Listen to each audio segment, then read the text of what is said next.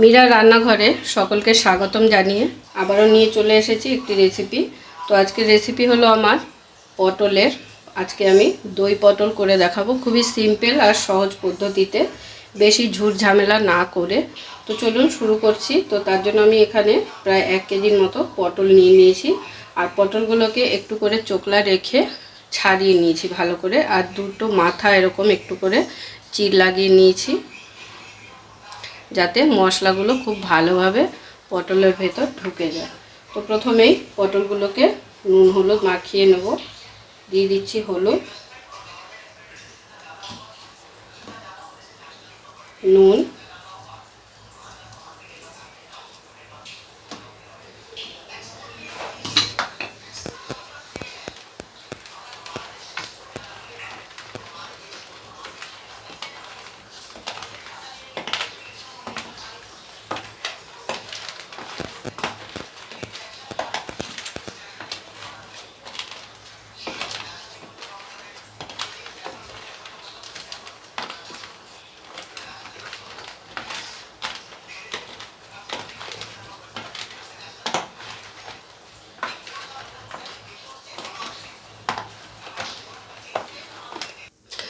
তো পটলগুলো খুব সুন্দর করে নুন হলুদ মাখিয়ে নিয়েছি। এবারে পটলটাকে সাইডে রেখে নেব।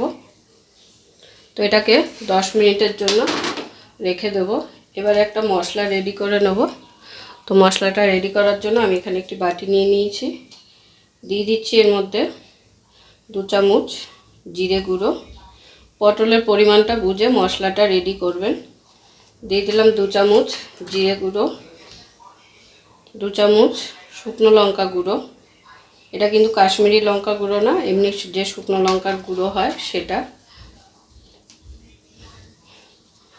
দিয়ে দিচ্ছি ধনে গুঁড়ো। সমস্ত কিছু আমি এখানে 2 চামচ করে নিয়ে নিলাম।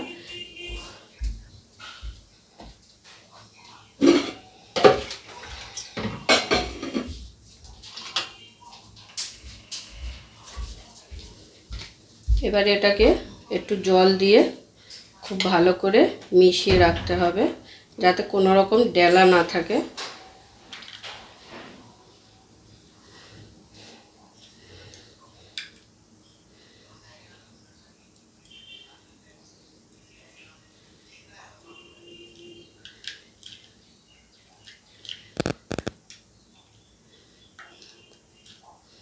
এই দেখুন, কোনো রকম ডেলা ভাব কিন্তু নেই। এইভাবে ভিজিয়ে রাখতে হবে মশলাটাকে। এরপরে আরও একটি মশলা রেডি করব। তার জন্য একটি মিক্সিং জার নিয়ে নিয়েছি। এর মধ্যে দিয়ে দিচ্ছি 2 টেবিল চামচ কাজু বাদাম, আর দিয়ে দিচ্ছি 1 টেবিল চামচ মগজ। আপনারা চাইলে এর সাথে পোস্ত দিতে পারেন চাল মগজের বদলে। তো এবারে এটাকে জল দিয়ে ভিজিয়ে রাখবো কিছুক্ষণ, তারপরে এটার একটা সুন্দর পেস্ট তৈরি করে নেব। আর এটার সাথে চাইলে আদা ও কাঁচা লঙ্কাটাও পেস্ট করে নিতে পারেন। তো আমার যেহেতু পেস্ট করা রয়েছে, তো আমি সেটা আর পেস্ট করা দেখালাম না। তো এবারে চলুন তাহলে রান্নাটা শুরু করা যাক। তো রান্নাটা শুরু করছি। রান্নাটা শুরু করার জন্য আমি এখানে গ্যাস ওভেন জ্বালিয়ে কড়াই বসিয়ে দিয়েছি। কড়াইতে দিয়ে দেবো এবার সর্ষের তেল। এই রান্নাটা কিন্তু সর্ষের তেলেই হবে।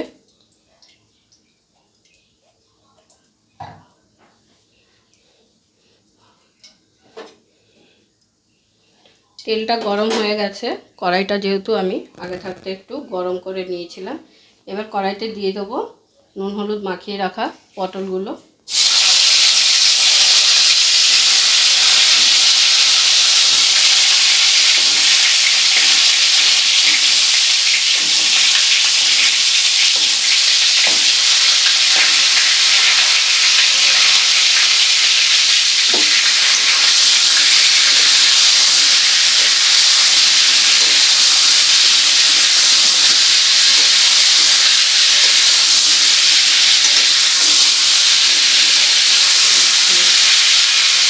পটলগুলোকে হালকা লাল করে ভেজে নিতে হবে। খুব বেশি লাল করার প্রয়োজন নেই, হালকা লাল করে ভেজে নিলেই হয়ে যাবে।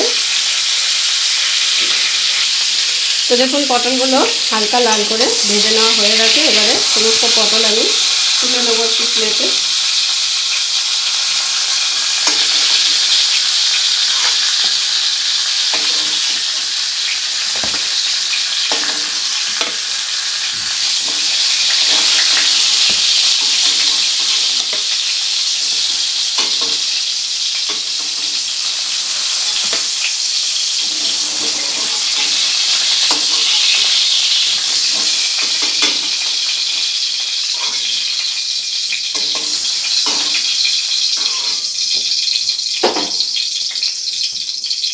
এবারে আর একটু তেল অ্যাড করে নিচ্ছি।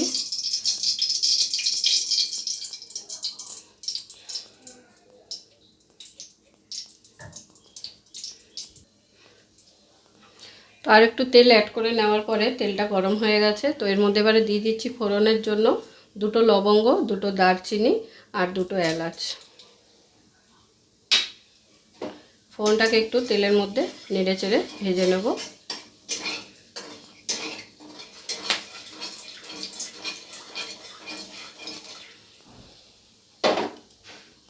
এরপরে এর মধ্যে দিয়ে দেবো আদা আর কাঁচা লঙ্কার পেস্ট।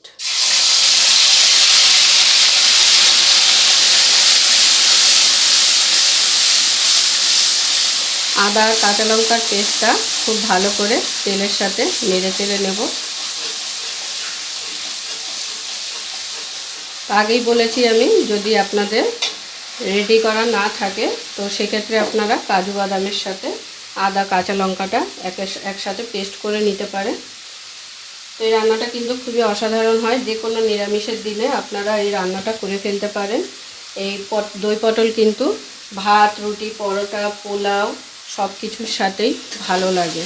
তো খুবই সিম্পলভাবে করে দেখানোর চেষ্টা করেছি, একদম ঘরোয়া উপকরণ দিয়ে। তো তেলের সাথে ভালো করে আদা ও লঙ্কার পেস্টটাকে একটু কষিয়ে নেওয়ার পরে দিয়ে দিচ্ছি যে মশলাটা রেডি করে রেখেছিলাম ভিজিয়ে, সেটা।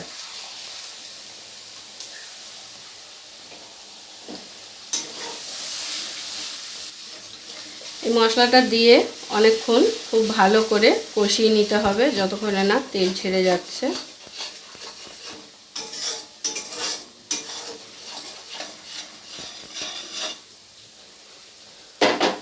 এখন এর মধ্যে দিয়ে দিচ্ছি স্বাদ অনুযায়ী লবণ। লবণটা অবশ্যই আপনারা আপনাদের পরিমাণ বুঝে দিয়ে দেবেন।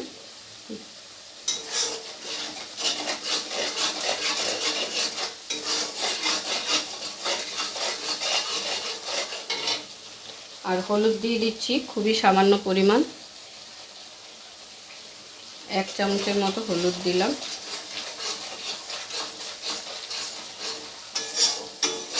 মশলাটা এইভাবে অনবরত কষাতে কষাতে যখন দেখবেন মশলার গা থেকে তেল ছেড়ে গেছে, তখন বুঝবেন যে মশলাটা খুব ভালোভাবে কষে গেছে। তো দেখুন আমার কিন্তু মশলা থেকে তেল ছাড়তে শুরু করেছে।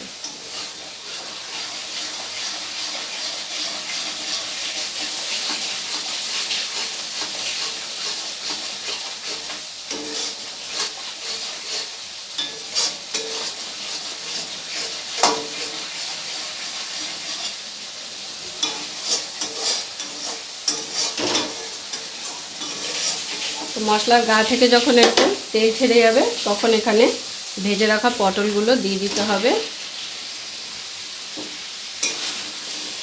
ভেজে রাখা পটলটা দিয়ে মশলার সাথে খুব ভালো করে একবারে মিশিয়ে নেব।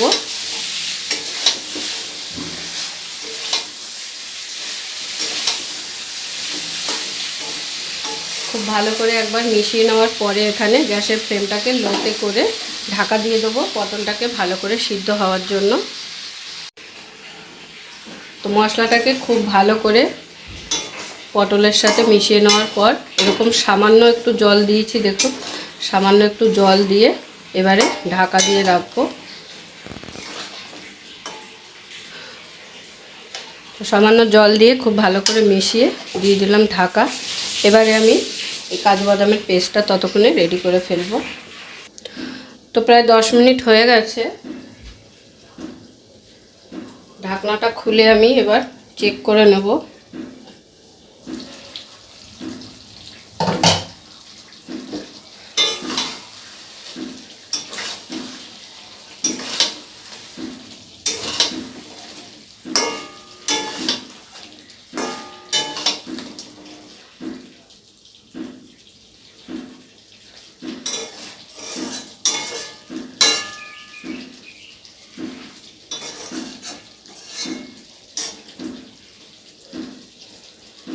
তো পটলগুলো প্রায় 80% সিদ্ধ হয়ে গেছে।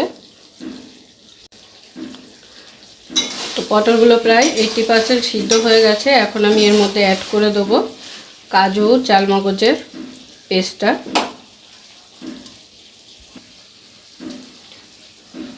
কাজু আর চালমগজের পেস্ট। এই সময় কিন্তু অবশ্যই গ্যাসের ফ্লেমটাকে লোতে রাখবেন, যেহেতু কাজু বাদাম আছে তো কড়াইয়ের গায়ে লেগে যাওয়ার সম্ভাবনা থাকে। আর দিয়ে দিচ্ছি টক দই। এখানে টক দই আমি 2 টেবিল চামচের মতো নিয়ে ফেটিয়ে রেখেছিলাম। এবারে এগুলো ধুয়ে একটু জল দিয়ে দেবো।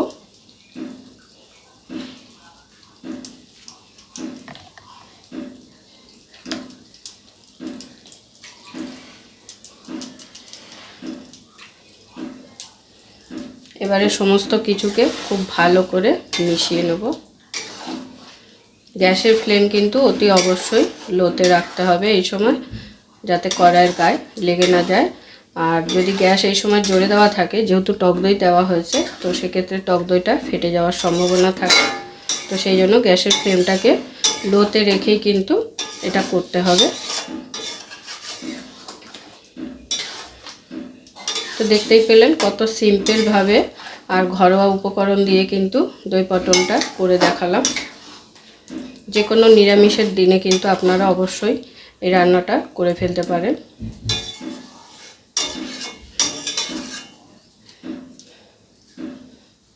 তো একবার একটু খুব ভালো করে কষিয়ে নেব।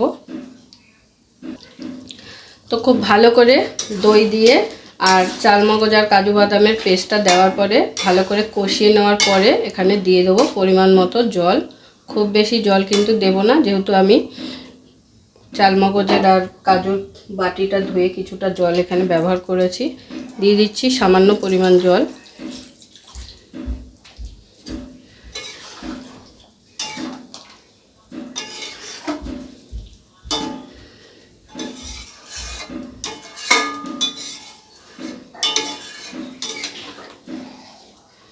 এবারে আবারও ঢাকা দিয়ে রান্নাটা করে নেব।